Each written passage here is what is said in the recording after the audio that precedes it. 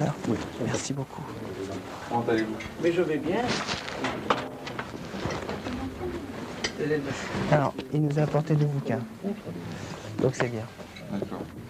Voilà. Bon, mais c'est très sympa pour les livres. Et je vous ai mis dedans, je voulais les dédicacer d'ailleurs, mais je vous ai mis dedans le papier. Le papier. En tête. Ah, faites voir alors. Voilà. Très bien. Ça c'est le mien. Bah, c'est pas mal ça. Maintenant, pardon? C'est très bien ça. Si? C'est bien ça, ça va. Ça devrait être bon. C'est mon papier officiel. Hein, qu'est-ce que tu en penses?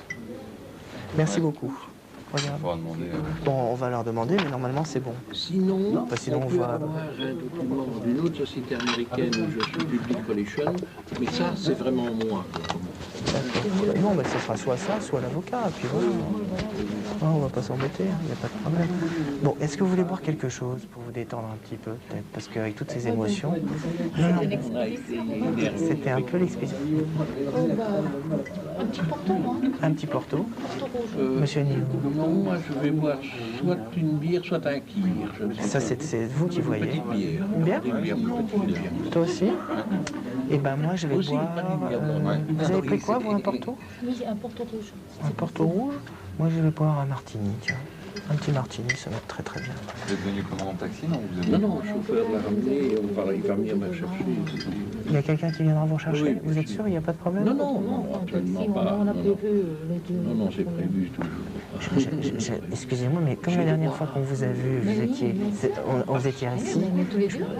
et donc on s'est dit qu'il n'y avait pas de problème. Oui, moi j'ai assis dans sa chaise pelante, moi J'ai droit à une avec protection elle. rapprochée, mais alors, la dernière fois que j'ai demandé la protection rapprochée, donc j'ai droit, ils m'ont mis 17 gendarmes, avec des gars en gilet pare-balles et mitraillettes. C'est une protection rapprochée, pas très discrète. Hein. Non, arrêtons les frais. On va pas 17 gendarmes. Oui, 17 gendarmes.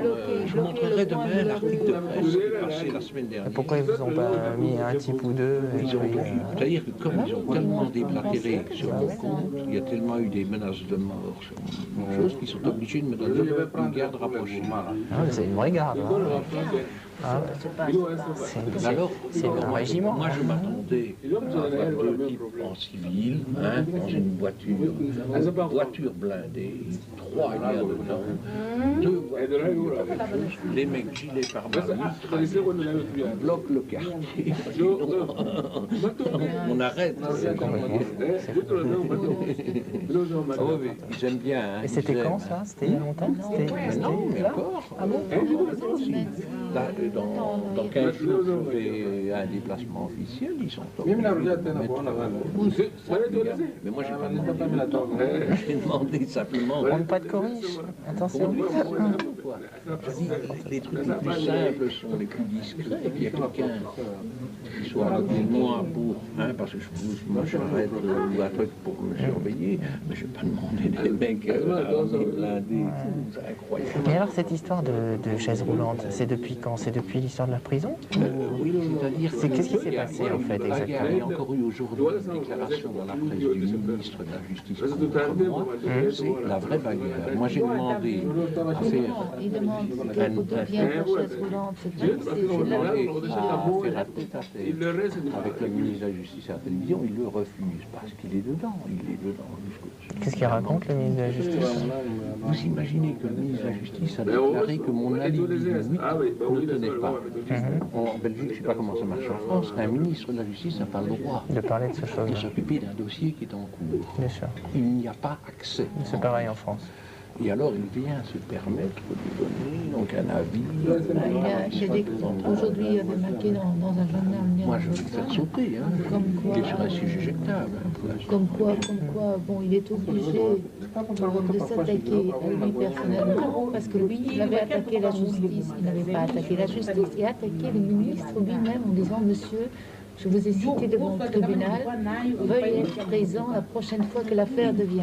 Donc c'est uniquement ça qu'il a dit. Oui, évidemment, j'avais mis le paquet quand même. C'est-à-dire qu'en son temps, notre ministre de la Justice avait dit, je veux que les affaires où les gens sont pris sur le fait passent dans les 5 jours au tribunal. Alors tout le monde s'est révolté, on a dit, bon, pour un vol de sac à main, ça va, pour un meurtre, vraiment, c'est impossible, c'est dingue. Et il a dit, on fera comme je veux, parce que c'est un totalitaire, hein, on fera comme je veux. Alors moi, je lui ai dit, monsieur le ministre, vous qui avez voulu réduire justement la justice, la compression à 5 jours, quand vous serez rappelé devant la justice, n'envoyez plus vos avocats pour demander un rôle, venez vous défendre. Et vous montrerez ainsi le bon exemple aux Belges. Évidemment, il y a des clartés en disant c'est une honte de laisser la parole à un type comme ça, c'est une honte de laisser l'accès à la télévision à des gens comme ça. Donc c'est contre l'expression de la parole. Alors j'ai écrit au Premier ministre par la presse et par toutes les grands disant que à l'heure où un vent d'extrême droite souffle sur la Belgique, j'étais étonné d'entendre un ministre de la Justice qui déclarait haut et fort qu'il était contre la liberté de parole. Le Premier ministre ne me répond pas, évidemment, il ne bouge plus, il n'y a plus personne qui ose bouger. Ça a tort, quand même. C'est fou quand même cette histoire. C'est quand même incroyable. C'est vrai que c'est la guerre froide entre le ministre. Ben là, c'est plus tellement froid, là, ça devient chaud. Ah oui, ça devient chaud. Il passe le 17, nous sommes le... Eh ben demain, je suis au tribunal contre lui. C'est ce qui est le plus comique, c'est qu'il commence demain, à se défendre. Il essaye de faire si c'était carrément, il n'y aurait pas de problème. Mais il essaye de se défendre et il dit que sans penser. Quand j'ai lu ce qu'il a écrit en irlandais, je vais le traduire en français. Parce que c'est trop comique. Qu'est-ce qu'il raconte? Par rapport à quoi? Il dit carrément, moi je devais intervenir, parce que si j'interviens pas quelqu'un qui attaque la justice, d'ici peu, plus personne payera ses notes de PV de stationnement, parce que ça a à voir avec... C'est n'importe quoi. Et c'est quoi l'histoire du 17? Il doit intervenir sur quoi? C'est-à-dire qu'il a... Le ministre m'a fait remettre en prison parce que j'avais demandé une protection pour me présenter devant... Quand on est à libérer conditionnel, on doit se présenter devant la justice, enfin devant les gens. Et j'avais demandé qu'on vienne me chercher simplement, qu'on m'escorte. Le ministre a refusé et m'a fait arrêter sur injonction personnelle. Parce que en Belgique, le ministre, il y a une nouvelle loi qui est sortie depuis début